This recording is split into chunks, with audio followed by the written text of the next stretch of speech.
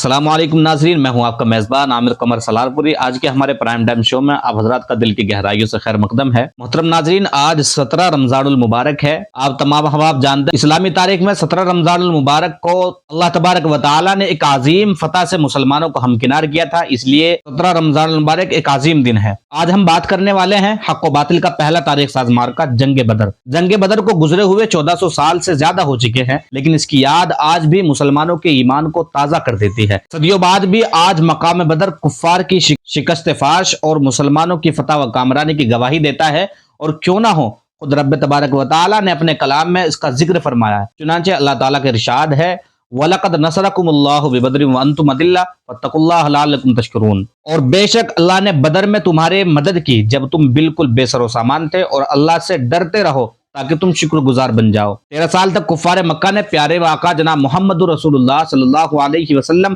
اور آپ کے صحابہ رضی اللہ عنہم اجمعین پر ظلم و ستم کے پہاڑ توڑے۔ ان کا خیال تھا کہ مٹھی بھر بے سر و سامان مسلمان بھلا ان کی جنگی طاقت کے سامنے کہاں ٹھہر سکتے ہیں، لیکن یہ توحید کے متوالے سچے عاشق رسول ذرہ برابر پیچھے نہیں ہٹے۔ ان کا ایمان انتہائی مضبوط، ان کا عشق بے لوث تھا، اس لیے اللہ تعالیٰ نے ان کی مدد فرمائی، اور صرف 313 مسلمانوں نے اپنے آپ سے 3 گنا بڑے لشکر کو ان کی تمام تر مادی طاقت کے ساتھ خاک چاٹنے پر مجبور کر دیا۔ اسلام کی جنگوں میں جنگ بدر سب سے پہلی اور کفر و شرک میں امتیاز پیدا کرنے والی جنگ ہے، اس لیے کہ اسلام کی عزت و شوکت کی ابتدا اور کفر و شرک کی ذلت و رسوائی کی ابتدا اسی غزوے سے ہوئی۔ اس لیے اس میں شریک ہونے والے صحابہ رضی اللہ عنہم اجمعین کی قرآن و حدیث میں بڑی فضیلت آئی ہے۔ صحابہ کرام رضی اللہ عنہم اجمعین کا ایمان بالیقین کی منزل سے آگے تھا۔ اللہ اور رسول کے فرمان پر ایمان اتنا راسخ تھا جس کی مثال آج تک دنیا میں نہیں ملی، نہ آنے والی صبح قیامت تک ملے گی۔ کسی شاعر نے کیا خوب کہا ہے، نہتے 313 بشر ذوق شہادت میں،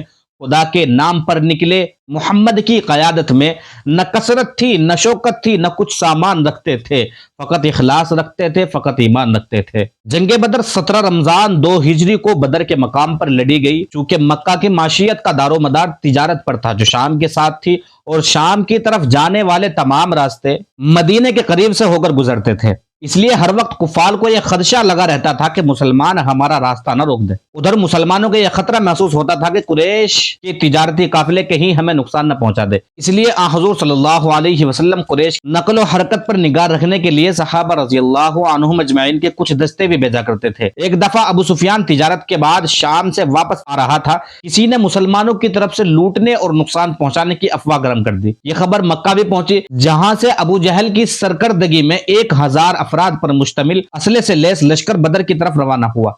جب ابو سفیان کا قافلہ بخیرت مکہ پہنچ گیا تو قریش مکہ نے ابو جہل کو واپس آنے کا کہا، مگر ابو جہل نے ایک نہ سنی اور بدر کے مقام پر پہنچ کر جنگی نقطۂ نگاہ سے اس جگہ پر قبضہ کیا جو بہت زیادہ اہم تھی۔ ادھر آن حضور صلی اللہ علیہ وسلم نے مسلمانوں کو تیاری کا حکم دے رکھا تھا، چنانچہ 300 سے زائد صحابہ رضی اللہ عنہ اجمعین پر مشتمل ایک لشکر نے مدینے کو چھوڑا۔ انہیں معلوم نہ تھا کہ مقابلہ تجارتی قافلے سے ہے یا اسلحے سے لیس 1000 لشکر کے ساتھ۔ مدینے کے کچھ فاصلے پر آن حضور صلی اللہ علیہ وسلم نے مسلمانوں سے مشورہ کیا۔ مہاجر صحابہ نے وفاداری اور جانثاری کا اظہار فرمایا۔ حضور صلی اللہ علیہ وسلم انصار صحابہ رضی اللہ عنہم اجمعین کی طرف سے انتظار فرما رہے تھے کہ حضرت سعد بن عبادہ رضی اللہ عنہم اجمعین نے کھڑے ہو کر وفاداری کا اظہار یوں کر کے ایک سنہری تاریخ رقم فرمائی کہ اللہ کے رسول، ہم موسیٰ علیہ السلام کی قوم کی طرح یہ نہیں کہیں گے کہ تو اور تیرا رب جا کر لڑو، ہم تو یہاں بیٹھے ہیں، بلکہ ہم آپ کے دائیں بھی لڑیں گے اور بائیں بھی لڑیں گے، اور دشمن آپ تک نہیں پہنچ پائے گا جب تک ہماری نعشوں کو نہ رون دے۔ اور ایک روایت میں یہ الفاظ ملتے ہیں کہ اے اللہ کے رسول، جنگ تو معمولی شے ہے، آپ اگر سمندر میں کود جانے کا کہیں گے تو خدا کی قسم اس پر بھی ہمیں تیار پائیں گے۔ تب آپ صلی اللہ علیہ وسلم نے بدر کی طرف کوچ کرنے کا حکم صادر فرمایا، اور 2-3 روز کی مسافت کے بعد بدر کے مقام کے چشمے کے قریب اسلامی لشکر اتار دیا۔ یہ علاقہ ریتیلا تھا، پاؤں دھس دھس جاتے تھے، جس سے صحابہ رضی اللہ عنہم اجمعین میں گھبراہٹ پیدا ہوئی۔ حضور صلی اللہ علیہ وسلم اپنے خیمے میں گئے اور ساری رات یہ دعا کرتے رہے کہ اے اللہ، اگر تو نے اس چھوٹے سے گروہ کو ہلاک کر دیا تو زمین پر تیری عبادت کرنے والا کوئی نہ ہوگا، جس پر اللہ تبارک و تعالی نے حضرت صلی اللہ علیہ وسلم کو بشارت دی کہ فلاں دشمن فلاں جگہ مارا جائے گا۔ چنانچہ تقدیر الہی نے اپنا کام کیا اور تیز بارش ہوئی۔ جو ریتیلا علاقہ تھا وہ مضبوط ہو گیا اور چٹیل میدان میں چکنا پن آ گیا۔ جس پر دشمنوں کے پاؤں نہ جم سکے۔ اگلے روز رسول اکرم صلی اللہ علیہ وسلم نے مسلمانوں کے لشکر کی صف بندی کچھ ایسے رنگ میں کی کہ وہ دوگنی لگنے لگی۔ ادھر ابو جہل نے اپنا ایک نمائندہ مسلمانوں کی تعداد کا اندازہ لگانے کے لیے بھیجا،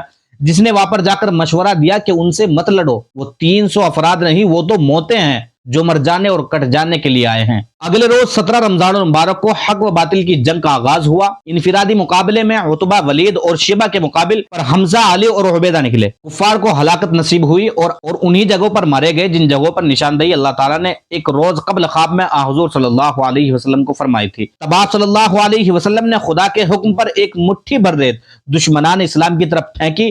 گھمسان کی جنگ جاری تھی کہ اچانک تیز آندھی چلی اور آندھی کا رخ دشمنوں کے مخالف تھا، جو ان کی آنکھوں میں پڑ پڑ کر ان کو اندھا کر رہی تھی۔ حضرت عبد الرحمن بن عوف کے دائیں بائیں کھڑے 2 بچے معو اور معاذ باز کی طرح ابو جہل کی طرف لپکے اور چٹ پٹ میں اسے قتل کر دیا۔ اب تو کفار مکہ کے پاؤں اکھڑ چکے تھے، وہ 70 مقتول میدان میں چھوڑ کر بھاگ کھڑے ہوئے اور 70 کفار کو قیدی بنا لیا گیا، جبکہ مسلمانوں کے 1 درجن کے قریب سپاہی شہید ہوئے۔ جنگ بدر میں مسلمانوں کے اور کفار کے ساز و سامان اور جنگجوؤں کا موازنہ یہ تھا۔ مسلمانوں کے 313 اصحاب بے سر و سامانی کا عالم کہ انسان تصور بھی نہیں کر سکتا۔ اسی کے ساتھ 60-70 سپاہی، باقی مزدور یا تاجر یا بوڑھے، بیمار، بچپن اور جوانی کی دہلیز پر تھے۔ اس کے علاوہ صرف 3 تلواریں، باقی کے پاس لکڑی کے ڈنڈے، اس کے علاوہ صرف 2 ڈھالے، صرف 6 زرے، صرف 2 گھوڑے، چند اونٹ تھے۔ اور کفار مشرکین کے پاس 1000 جنگجو، 1000 تلواریں،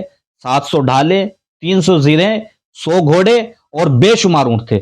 کفار مکہ نے مکے میں پہنچ کر اپنی عورتوں کو مرنے والوں پر ماتم کرنے سے منع کر دیا تاکہ مسلمانوں کو خبر ملنے کی صورت میں وہ خوش نہ ہو، اور یوں اس یوم الفرقان کی وجہ سے مستقل طور پر مسلمانوں کی تمام عرب علاقے پر دھاک بیٹھ گئی اور جنگ بدر، باقی ماندہ جنگوں، جنگ احد، جنگ احزاب وغیرہ میں کفار کی شکست کا موجب بنی۔ یہ مختصر سی تاریخ ہے غزوہ بدر کی، جس کا اللہ تبارک و تعالیٰ نے اپنے قرآن میں ذکر فرمایا اور ارشاد فرمایا وَلَقَدْ نَصَرَكُمُ اللَّهُ بِبَدْرٍ وَأَنْتُمْ أَذِلَّةٌ فَاتَّقُوا اللَّهَ لَعَلَّكُمْ تَشْكُرُونَ کہ اللہ نے بدر میں تمہیں نصرت پہنچائی تھی جب تم بہت زیادہ کمزور تھے، اور تم اللہ سے ڈرتے رہو تاکہ تم شکر گزار بن سکو۔ ناظرین، آج 17 رمضان المبارک کا دن ہے، جو قیامت تک ہمیں یہ دن یاد دلاتا رہے گا کہ 17 رمضان المبارک کو اللہ تبارک و تعالیٰ نے مسلمانوں کو ایک عظیم شان فتح سے ہمکنار کیا تھا۔ تو آج کی ویڈیو میں صرف اتنا ہی، ملتے ہیں انشاءاللہ اگلی ویڈیو میں، تب تک کے لیے اللہ حافظ، السلام علیکم ورحمۃ اللہ وبرکاتہ۔